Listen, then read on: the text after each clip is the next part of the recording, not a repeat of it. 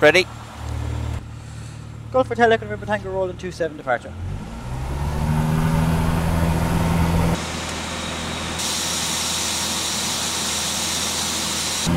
Away we go. And up we go. Right, lever come up a little bit now first. Good.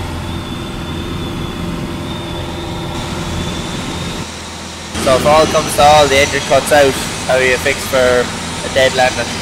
Yeah, you just pick the best glide and point that down. Hope for the best. Right, we'll pick up a track south. Every second field is full of corn, getting ready to go for the harvest at the time of the year. Could be farming barley or horses, I suppose. That's the primary where they That's it, you know, when you're producing that type of high quality produce, you know, everybody is all hands on deck for it. You know, I never had any particular interest in the farming side of it. Only all I wanted to know was any ponies I was riding growing up or horses that I ride nowadays are getting the best quality feed to be able to win when we're locking into competition. You see that when you're riding for, you know, the trainers that are producing all the winners. You know that they've ticked all those boxes, and that's why they're able to get so far ahead. It's not only fitness, but their health and nutrition is such a big part of it too. Absolutely. I can see off in the distance now what looks to be quite a big spot. That is 𝗏𝗏𝗆's. Yeah. I presume he knows we're coming. We'll give him a bit of a buzz, will we? Yeah, so as we're swooping in over it, you're seeing the yard, all the barns here. So the original yard and the house are up the top.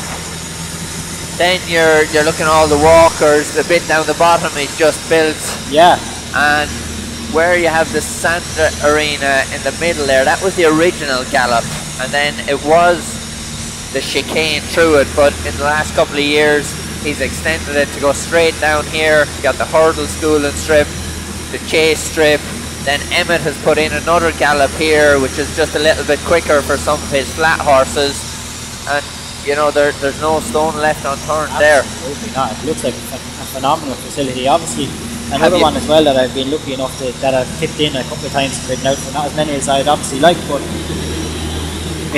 you've ridden around 𝗏𝗏𝗆's Gallop, you know how deep it is, and I suppose that comes back to the quality of fuel that's going into the engine. If they're not getting fed properly, those horses won't stand up to that tough daily exercise, and that fitness level is really seen when the ground gets soft. You know, late November 𝗏𝗏𝗆 really kicks into gear. Obviously the base that they've got into them, like, you know, like if you hadn't got your base and your solid fuel in the stove, as you said, there's absolutely no way that they would stand up to the surface on the Gallop. It's not exactly the heart of it again, it's the surface on the Gallop. The surface is so deep and such tough work, and I suppose that gets back to maybe athletes, humans, all the pre-season work that they're doing nowadays, how modern sport has changed, and 𝗏𝗏𝗆, I suppose, has adapted that to the horses, which is bringing them on to just such a high level. We're heading on now towards Doninga, which it's my home. This is where I grew up, and you know, you're looking horses everywhere there.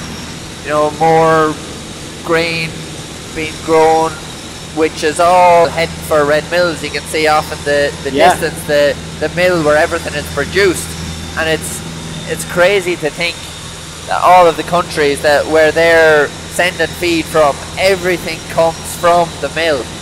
You've got my mother's Mags Mullins's, then Tom Mullins's is training out of what would have been Grandad's home place.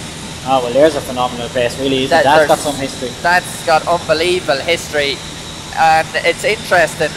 Red Mills, the old mill, was for producing human cereals, and then as the supermarkets took over, Grandad had an issue with a horse called Vulpine who wouldn't eat, and so he spoke to Liam Connolly about developing a feed that might be more palatable and digestible for Vulpine.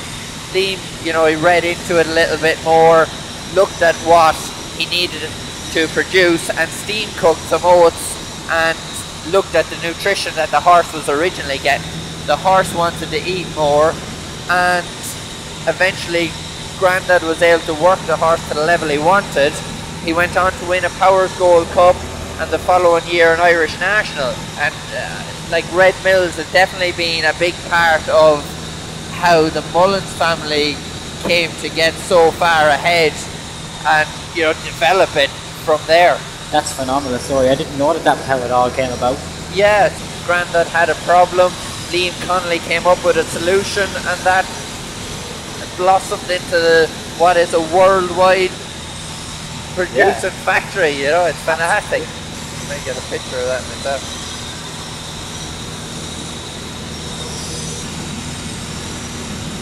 Class.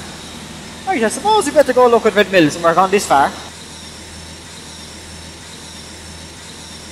This is phenomenal too. Like, I've driven past that Red Mills factory 100 times, probably more at this stage, and it's only now that I see it from here. You can take the sheer ferocity of it, and obviously you see from the amount of cars that are parked in the car park, the amount of industry given to the area as well is phenomenal. You know? That's it. You know, they're I think they employ close on 400 people, which is fantastic for the local economy here.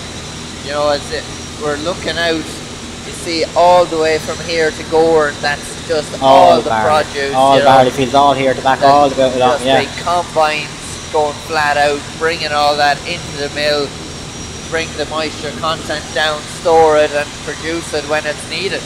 Yeah, we're coming back down in over Gowran here now again. The Red Mills is a race that I personally hadn't had much look in. Obviously Noel won it back in the day, but it does always attract a real classy type of horse. But it's a lot to do with the facilities and the race course that we're galloping on too. Yeah, you know, you're looking there, that track is in mint condition. That's why the likes of, you know, 𝗵𝗫 Hughes in the past with Hardy Eustace prepping him for a champion hurdle, 𝗵𝗏𝗍 has won it before going on to Cheltenham, and you know, there's so many of those good horses in years probably gone by, the likes of Danoli. You know, there's so many of them go and have the Red Mills Day as their prep for the big days. Absolutely, no, and all horses that go there always generally come out of town, and you know, and everything like that. But it's a fantastic race course, and it's a fantastic day. Red Mills Day, it always attracts. Gowran in general always attracts a real kind of good local crowd that just come for the day out to see the fantastic horses that are on show. How low can you get down to it? I'll get down a bit lower than that. Yeah? Oh yeah, go on. Yeah, I'm going to get out here, and we'll get right down, and we'll fly. We'll go up the home straight. I'll go to about 500, right? 500. Would I be able to take the flag off the 18th green at that? Yeah, you get close to it. You can see the undulation to the track here now as we get down this low to it. That is unbelievable.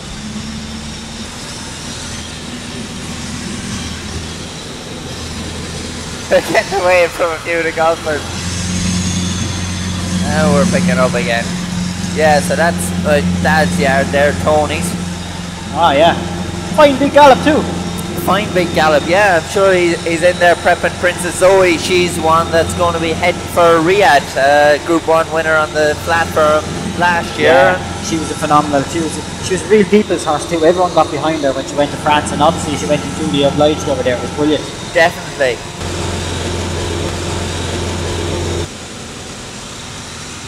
Paul Townend's house will be... Is that it there? That's it over there?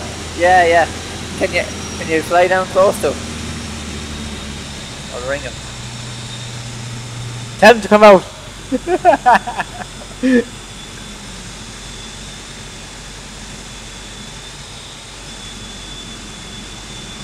Are you in the house?